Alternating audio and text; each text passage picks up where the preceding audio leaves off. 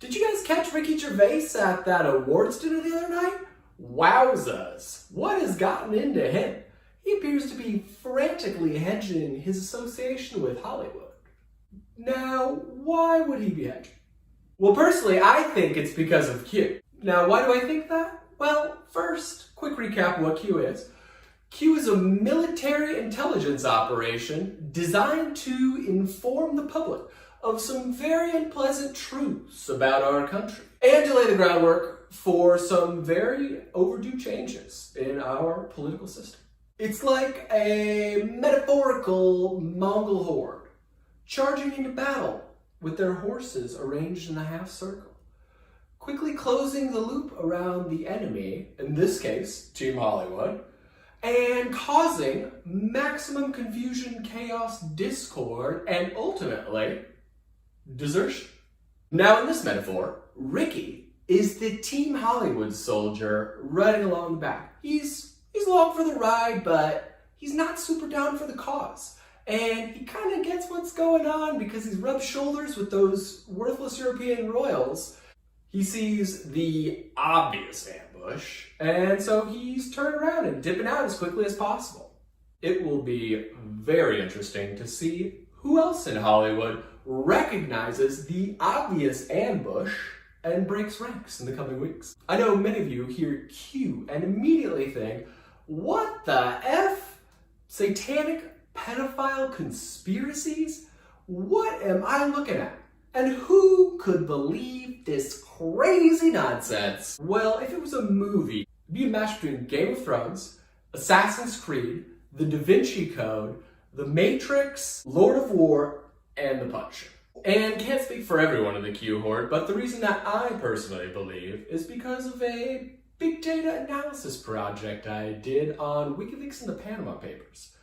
If you don't know what that is, that was hundreds of thousands of indisputably authentic government documents that have been leaked over the past decade or so.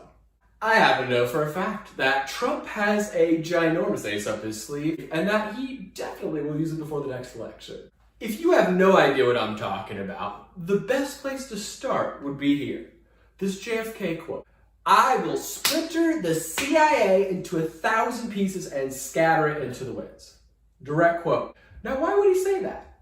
He would say something like that because he realized that the CIA is secretly controlled by a medieval cult of European royals called D6. What is D6?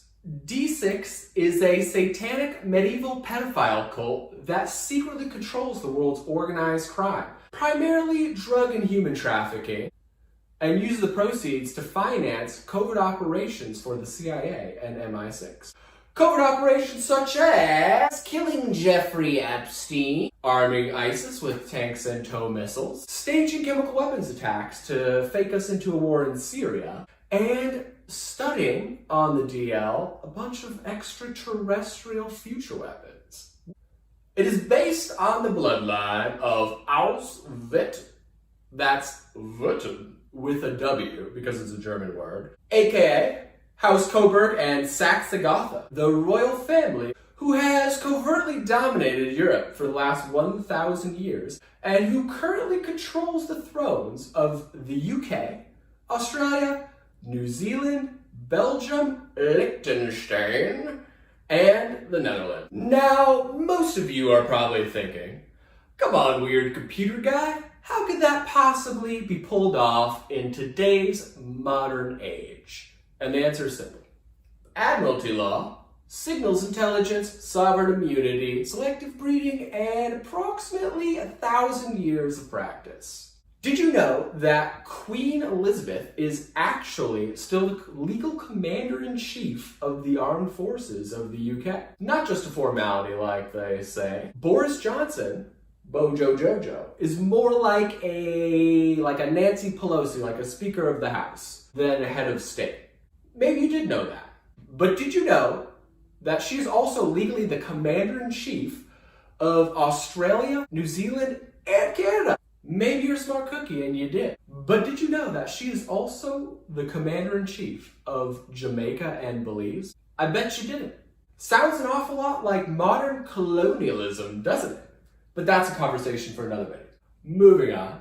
So JFK needed a way to rein in his wildly insubordinate and treasonous CIA. So he started a new spy agency called the DIA to replace them. It was organized under the Department of Defense instead of the Department of State like the CIA is, so that the US presidents in the future could be in full control of intelligence operations and not have to deal with a bunch of sniveling insubordinate bureaucrats. Right as he was starting to publicly expose the royal death racket, he was assassinated. And here's an excerpt of the speech he gave shortly before he died. Direct quote. "For we are opposed around the world by a monolithic and ruthless conspiracy that relies primarily on covert means for expanding its sphere of influence, on infiltration instead of invasion, on subversion instead of elections, on intimidation instead of free choice, on guerrillas by night instead of armies by day. It is a system which has conscripted vast human and material resources into the building of a tightly knit, highly efficient machine that combines military, diplomatic, intelligence, economic, scientific, and political operations. Its preparations are concealed, not published. Its mistakes are buried, not headlined. Its dissenters are silenced, not praised. No expenditure is questioned, no rumor is printed, no secret revealed. It conducts the Cold War, in short, with a wartime discipline no democracy would ever hope or wish to match." So JFK gets murked by this medieval conspiracy, and there's pretty much been a global shadow war raging ever since. One that's been very, very hard to win, even for a badass military intelligence agency like the DIA, because the royal death racket has their spies and puppets stacked throughout the entire world. Pretty much every government, religion, and corporate establishment around the entire planet. Removing them by force wouldn't work because they possess this very tricky little self-destruct mechanism. Our entire system was built around the Treaty of Tordesillas, a legal document produced by that corrupt Borgia Pope in the 1500s, which gave ownership of the Americas to the Kingdom of Spain and ownership of the rest of the world to the Kingdom of Portugal, essentially like a line drawn down the middle of the Atlantic. Cadet branches of the royal death racket currently hold the legal claims to both, meaning they own the entire world, in their eyes at least. And they use the treaty as the foundations of all other economic and political systems across the globe. So kind of designed to where if they were overthrown by force, it would cut the legs out from our system and trigger a major global catastrophe. So couldn't do that. Meaning that, theoretically, the only way to defuse this self-destruct mechanism would be to get someone with a bloodline claim to take back that Spanish throne and to neutralize that treaty with some carefully crafted legislation. To do that, one would need a mighty military behind them, as the royals have extraterrestrial future weapons and entrenched assassin squads surrounding the globe. So the DIA needed a seated president and a bloodline descendant of, say, House Aragon, maybe, to defeat and destroy the royal death racket once and for all. Since the royal death racket consolidated much of its military power in the United States, which it controlled, they would need to seat a president who was aware of the mission, strong enough to endure the onslaught he would endure, and smart enough to protect the Spanish bloodline descendant to the throne long enough for the royal claim to be unwound. Enter Donald Trump, a TV star businessman with a lifetime of experience pushing through obstacles like government corruption and organized crime to become a billionaire, and a lifetime of experience being relentlessly attacked by the media. Ideal candidate for the goal line stand of the millennium in 2016. Now, there are many haters out there that like to tease us QAnoners over Trump's supposed 87D game of chess. What those haters don't yet realize is that this, my friends, is more like a 10 billion D game of chess, not an 87D one. But they will realize that soon enough. And Trump, to be frank, has been way better than expected, in my opinion, because he not only defeated the royal death cult, he also managed to turn the tables on his domestic political opponents when he baited them into setting two precedents that would ultimately lead to their own demise. Precedent number one, the precedent of investigating political opponents for treason. Precedent number two, maliciously prosecuting former directors of intel agencies. Yeah, Democrats, you know that guy that you railroaded over the past few years? You know, you changed the reports and a bunch of unfair stuff.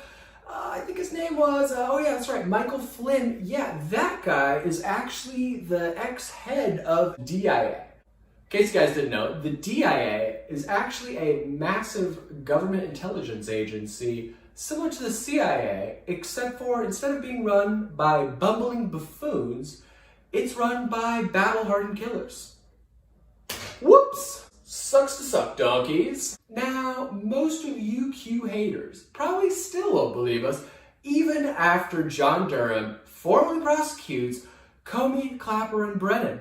And you're gonna shriek and scream and moan and whine that democracy is ending, even though it technically just begun. So tell you what, let's just settle it this way. By demanding the declassification and release of all of those JFK documents. You know, the ones that were supposed to come out 2 years ago? Yet for some unexplainable reason, we are still not allowed to see. 57 years later. 57 years later. If I'm wrong, and there is no conspiracy, then release the documents, like tomorrow. And if they won't release them, then maybe we should all be asking, why the hell not? I mean, come on, lefties. JFK was your guy. If Trump was assassinated, I can guarantee you that we would not wait 57 years to raise hell. Why won't you? Food for thought.